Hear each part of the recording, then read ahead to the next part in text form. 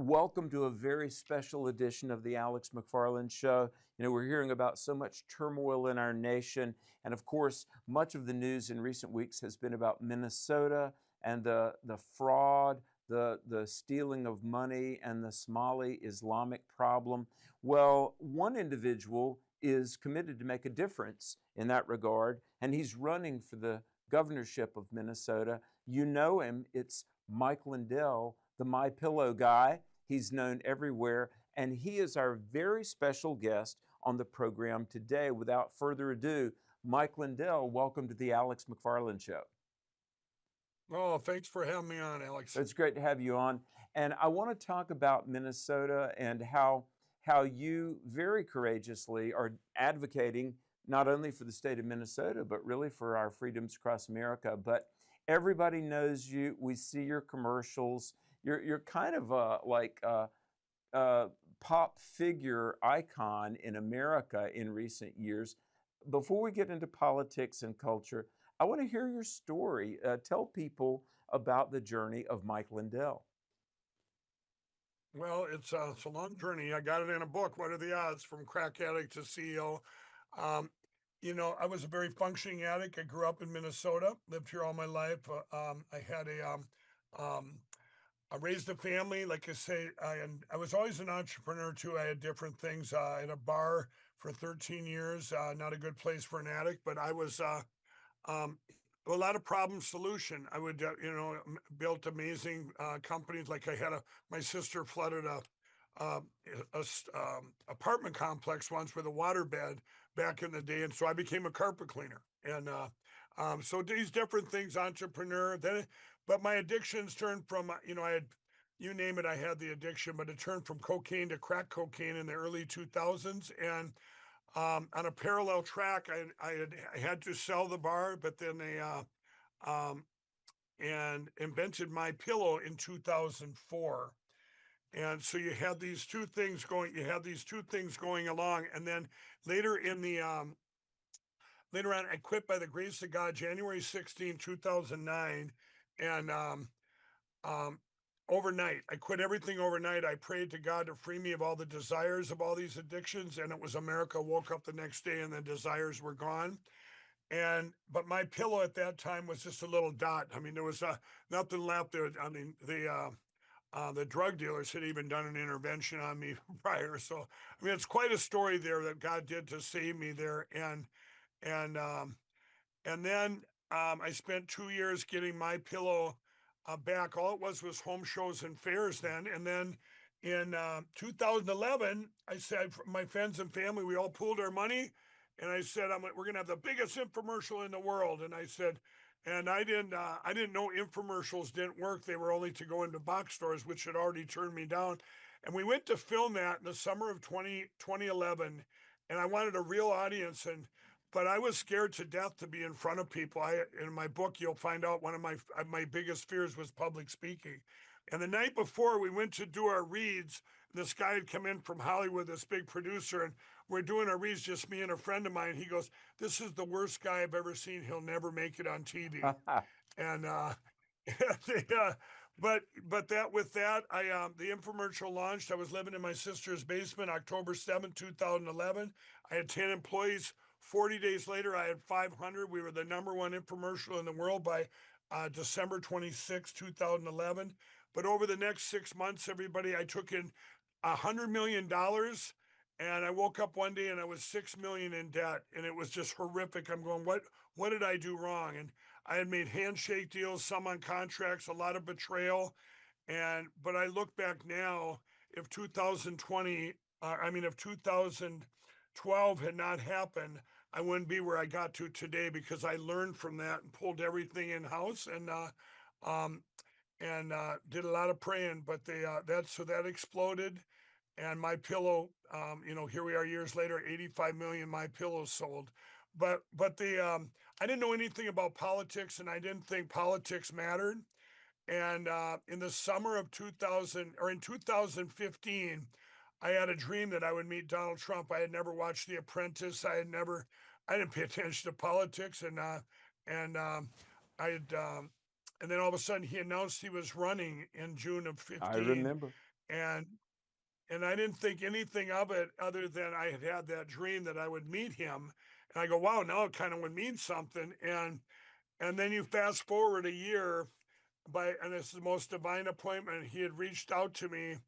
Um, I kept seeing this picture of us two to get alone in a room, and in this dream I had had years earlier, and and I'm on an airplane going to do a movie that I was in, and this was in July of 2016. Now I kept going, God, if this is supposed to happen, this meeting or something, let me know. Well, anyway, I bought this magazine on a plane before I got on this plane to go do church people in California. And I'm up in the air and I got up to 10,000 feet where I could set my, back then you could then set your internet. And I had my phone to beep whenever I got an email. Well, I'm up there and I'm opening this book of about Donald Trump that I had bought. And I shut the book and I remember I'm in the bulkhead and I said a quick prayer. I go, God, if I'm supposed to meet Donald Trump, remember everybody, this is July of 2016. If I'm supposed to meet him, I need to know. At that moment in time, my phone dinged. It was an email from Donald Trump. Said, Mike, will you meet me at Trump Tower in New York City on whatever date it was? And I'm going, God? And I'm just all excited and I'm almost in tears. Well, not that I'm going to meet Donald Trump, but that I was answered in real time. And, and that meeting came fruition on August 15th, 2016. And they said, you won't meet him alone. And whatever you do, don't tell me you're a crack addict. I walked into his office. It was alone. And one of the first things I said, I used to be a crack addict. And I kind of looked at him like that. And we talked about my recovery network. We talked about him stopping the drugs pouring in, but he reached out to me to ask me about Made in the USA. Mm. And you guys all know the story from then on. And you bring us up to date here. And my whole life changed that day. Is that from that day on, I was attacked by the media, Oh, yeah. and I didn't know anything about politics, but I had to learn pretty You fast. know, I remember well when Trump, announced in the early summer of 2015, and I met him at a conference in Washington in September of 2015. Just met him in the lobby Mhm. of the Omni Hotel, and he walked up to me, and I just instinctively said, "I'm praying for you." And Donald Trump, Right. he shook my hand. He said, "Well, don't stop." And suddenly people, and I haven't stopped. I pray for him to this day. But let's kind of segue how, God has a plan for every life, your life, my life, to everybody watching. We would say emphatically, God has a plan, viewers, for your life. And that begins when you put your faith in Jesus Christ. But just in recent weeks, Mike, since December of 25, we've learned that in Minnesota, there's been fraud. Initially, they thought it was $250 million, and now it might be as high as $9 billion. Housing, Right. health care, even autism care. And there's been so much Yep. fraud that I believe leftists have done this through Somali people, and you have thrown your hat in the ring. The website is Mike Lindell Gov, right? You're you Yep. are running for the .com. Yep. .com. MikeLindellGov.com. Yep. So if you would tell us about, and I think about this, folks, let's not forget Tim Walz, the current governor of Minnesota, who is not going to seek reelection, came this close to being our VP.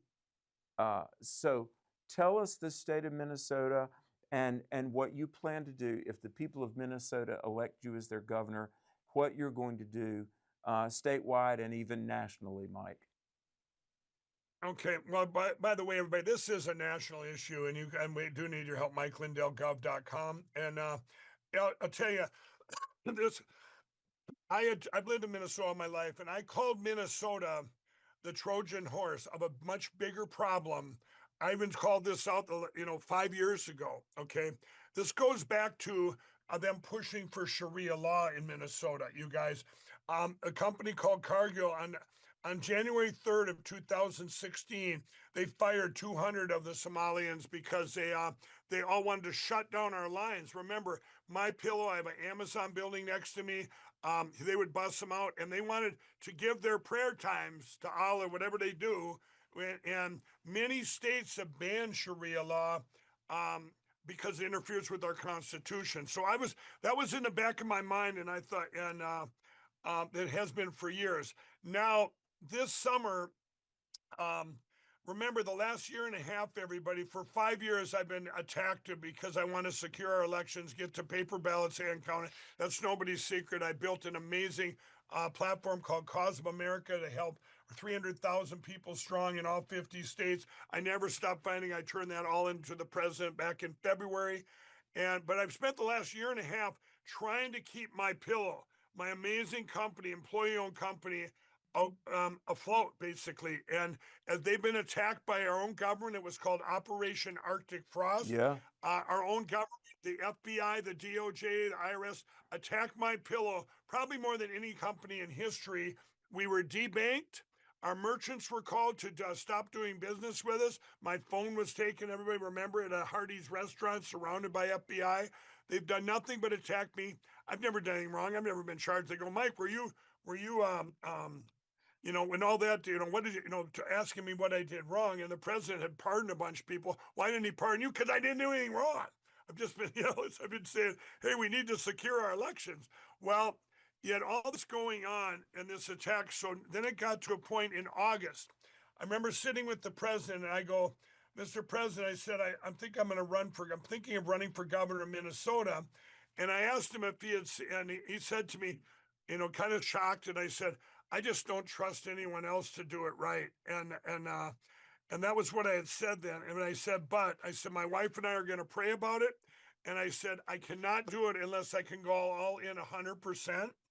And that involved with my pillow. We prayed and said, God, if my pillow needs to be secure, I have to have that secure. And instead of every day worrying about if we're going to make it to the next day. Around Thanksgiving, everybody, my pillow became secure. God granted that prayer. I announced I was running. I did not ask the president for his endorsement. Everybody asked me that. I wanted him to know I'm all in 100%.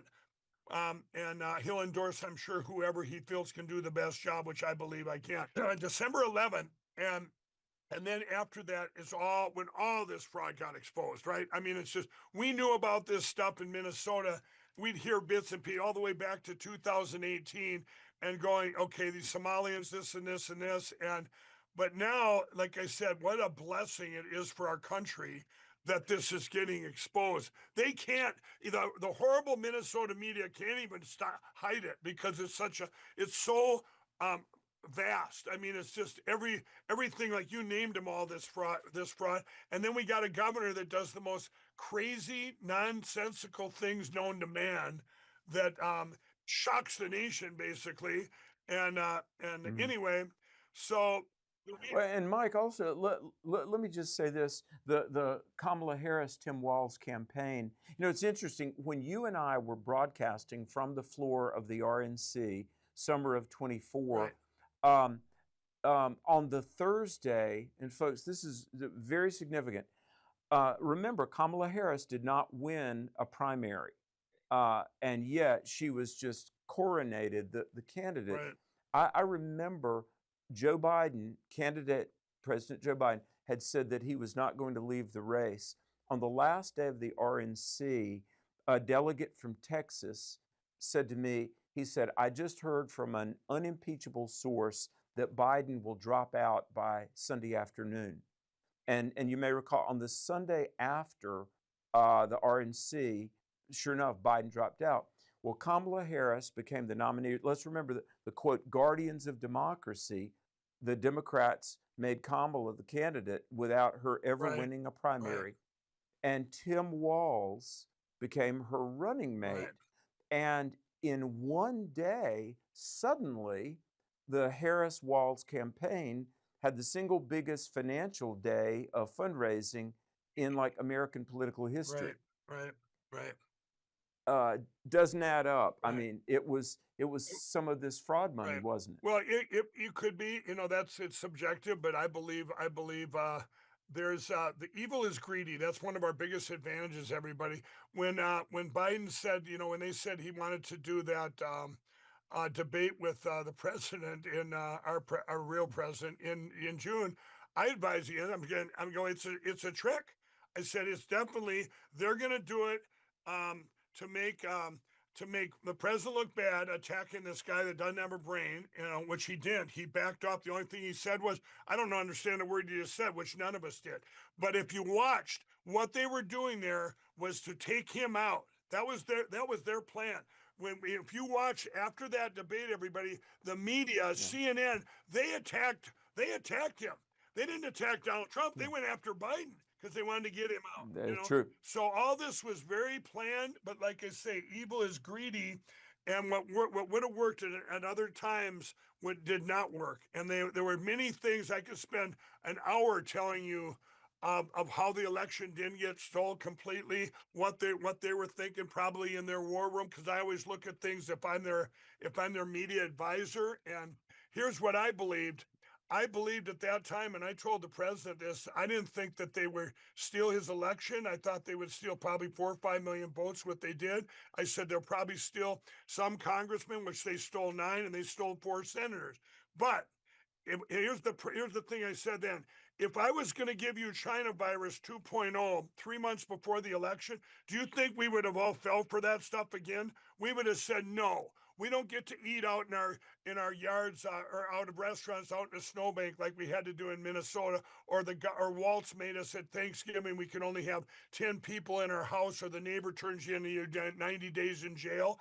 We would never have done that. We wouldn't have fell for it. Just like election crime 2.0.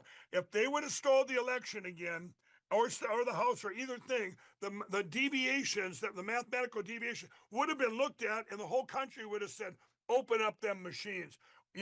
Let's now we really want to see what really happened, and so they didn't do it. If I'm them, I'm going. You know what? I'm going to make it. I'm going to make it. I'm going to make it close, and I'm going to do everything and to take everything in the 2026 election, which is very, very. Mhm. That's why this election is so important. Um, I do want to say, with all the stuff going on in Minnesota, I know part of your question is what would I do as governor. This is this is Yes. this is Some of these are such simple solutions. Well, first of all, the fraud. The fraud. Anybody involved, you arrest them. They said Christy Nome said about half of them are here overstay their visas illegal. You ship them out. You pass a law right away about with Sharia law, and you make that illegal. But here's something that's real important, everybody. You pass laws on protests. It's not saying you can't protest. You do what other states do. Hey, maybe you have to get a permit, or even if you don't, you protest over here. What they did 8 years ago in Minnesota, 8 years ago, everybody, it was Black Lives Matters was the big thing, right? They blocked off, Mhm. and our governor let them block off the biggest highway in Minnesota, a 10-lane highway, 5 on each side, going right into Minneapolis, and you blocked it off. My workers could not get to work. The blacks that I have in the inner city to come out and work in my pill, nobody could get to work. And you're protesting, or Black Lives Matter. You block off the highway. Just recently, 5 days ago, everybody, they had this black guy downtown. It showed a video. They blocked off his neighborhood. He couldn't get to his family. He got out of his car, and he's punching. He's going through people. You guys are. I live here. He's telling, like, you say, hey, you're protesting fine, but you're blocking me from getting to my family. And you know why? Because these protesters, a lot of them are from out of state, and the money behind them, like you say, the money is astronomical. These paid protesters coming in. But here's a guy. So you pass laws. If you're gonna protest, you don't do it from the middle of the road or any road. You get arrested for that. You cannot commit a crime in your protest. That way you should almost Mhm. you see these signs that say if you're speeding, it's double your fines are double in a construction zone. You double anything that any crime. It's a crime blocking the street. You double the fine. You double the time in jail. Right. You get Uh, rid of all these protests. You can't break windows. You can't do all this stuff. You wouldn't have this death that happened in the cities here, blocking off a vehicle, and you're stopping people. It just happened in my pillow. and it came out to the suburbs. ICE did 5 vehicles out there, 6:45 in the morning, everybody. And here, there's protesters. This had just happened 10 minutes earlier, where they got the guy in the middle of the road. They had 5 vehicles, but they're on my property. The protesters calling my employees coming to work racist and fascist. You Nazis, you Nazis, and effing the words you went coming out of their mouths. Where did these people come from at 6:45 in the morning? How did they know that ICE was going to get? It's almost they had paid people out there. I mean, I can't imagine. Here we're out in the suburbs, but to call my employees, Nazis and stuff. Why? Because it's my pillow and Mike Lindell, and I'm out, and ICE is in the street. It was disgusting. So what I would do is, Mike, go ahead. oh, finish your Yeah, thought the there. one. What you So would do with as the governor? governor, with there's a couple things. One is I'm going to bring healthcare costs down big time. I've got a plan for that. The other thing is to bring is with these welfare programs. It's not just pulling out the fraud. I've been working on a different kind of a welfare program for 10 years now. We did the prototype in Detroit and was using the private sector money and combined with the government funds. And in the private sector, people want to help, but they want to help for things that they believe in. So we did this, and it saved 40%. So can you imagine? And you vet these welfare programs. This is the first thing I would do. I don't care what it is.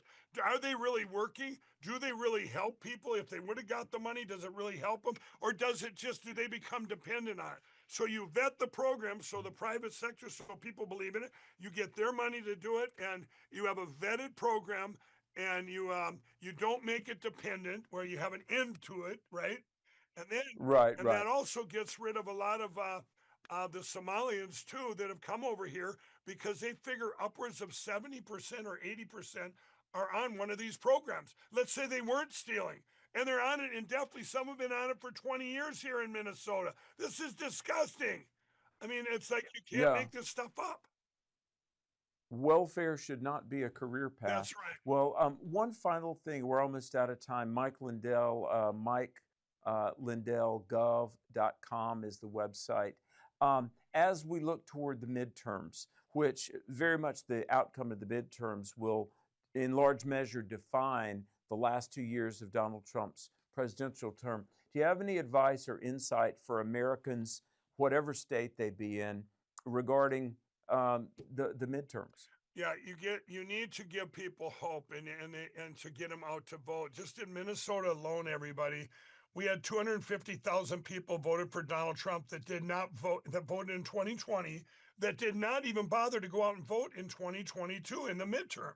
People need to be, you need to share, share, share. This is the most important election now in history going forward. This is it.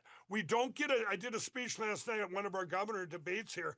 You don't get a second chance. Minnesota might be the tip of the spear, but this is it.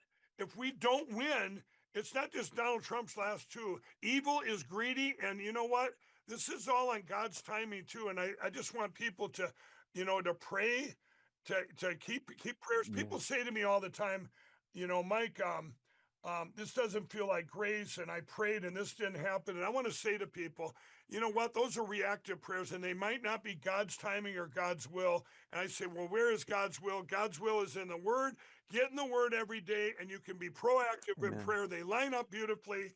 They line up beautifully, and we're going to look back and say, hey, all these bad things woke people up, and it was on God's timing to get to this beautiful place. But you have to use what we have, everybody. Your social media now is far and wide. Reach out to your friends. Now is the time to get people that might be a little center left and say, look at this. Is this what we want in our country? No, we don't want. We're one nation under God, and this is Jesus Christ. Indeed. Mike Lindell, our appreciation for your time today. We got to pull away. Right, thank you. Our prayers are with you Thank you. as you run, and may God help and restore the state of Minnesota and America itself. Stay tuned, folks. A brief break, and we're back. Thank you. Hi, Alex McFarland here, and I want to invite you to be a part of something very powerful, United in Prayer. Through United in Prayer, people are coming together to pray for our families, our churches, and our nation. Each week we send you prayer points and suggestions about how to pray with power. So please go to my website, alexmcfarland.com, and join us, and together we'll be united in prayer.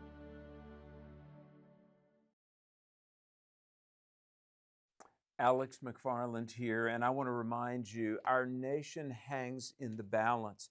You know, if you're a Christian and you think about your relationship with the Lord and your home is in heaven, very often people don't like to, stress themselves with what's going on in the world, but it is imperative that each of us, look, if you love God and country, that each of us pray and influence others and stay informed and vote. The midterm elections are coming up. I cannot emphasize enough how important it is that we defend our nation and vote. And in Rules for Radicals, the atheistic communist Saul Alinsky, he said one of the ways that the Marxists introduce new order is they create disorder. That's what all of this static in Minnesota is about, and all of the fraud and the riots and the protests, keeping the borders unsecured. They want disorder and really the unraveling of American society to introduce new order, which is a globalistic sharia police state regime. We can't let that happen. We have to defend our nation. Around me are the workbooks that we used in our summer youth camps, the Equip retreats, and I need your help. I'm going to ask you to pray for us. We'll have over 1,200 teenagers in the summer camps of 2026. We'll teach them about Jesus, God, and country. We're making a difference. So today, would you pray and would you send your best support gift? You can give securely online at alexmcfarland.com, or you can give by mail. Please mail your best check, if you would please, to Alex McFarland Ministries, P.O. Box 485, Pleasant Garden, North Carolina, 27313. And together we can see souls saved, our nation restored, and we together can make a difference. I just returned from a conference at the Cove, and it was absolutely breathtaking in every way. The mountain views, the tranquil areas within the woods, and just being alone with God. Mornings spent watching the sunrise from a rocking chair with coffee in one hand and my Bible in the other. Evenings spent reflecting on the incredible spiritual teaching. It's the embodiment of peacefulness. Come and experience the Cove for yourself.